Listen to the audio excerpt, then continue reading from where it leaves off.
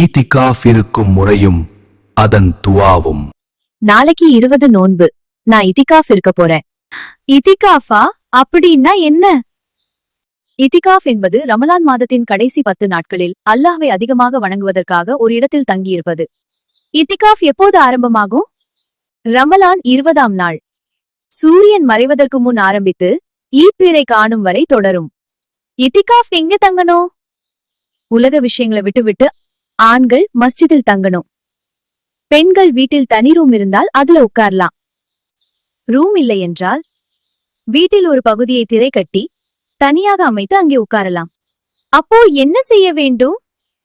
குர்ஆன் ஓத வேண்டும், துவா செய்ய வேண்டும். நஃபில் மற்றும் சுன்னத் தொழுகைகள் அதிகமாக தொழ வேண்டும்.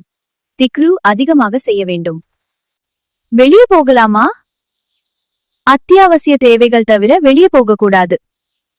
அத்தியாவசிய தேவையில்லாமல் வெளியே சென்றால் இதிகாஃப் முறிந்துவிடும்.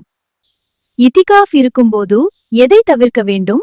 தேவையில்லாமல் பேசுதல், உலக விவகாரங்கள் பற்றி பேசுதல், பள்ளிவாசலில் வியாபாரம் செய்தல் போன்றவற்றை தவிர்க்க வேண்டும். இதிகாஃப் உட்காரும் முன் நியத் செய்து இந்த துவாவை ஓத வேண்டும். பிஸ்மில்லாஹி தஹல்து அலைஹி தவக்கல்து வ நவைது சுன்னத்தல் இஅ்திகாஃப்.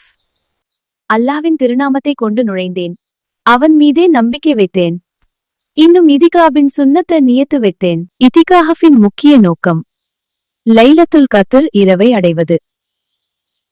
இந்த ரமலானில் நீங்கள் இதிகாஃப் இருக்கிறீர்களா?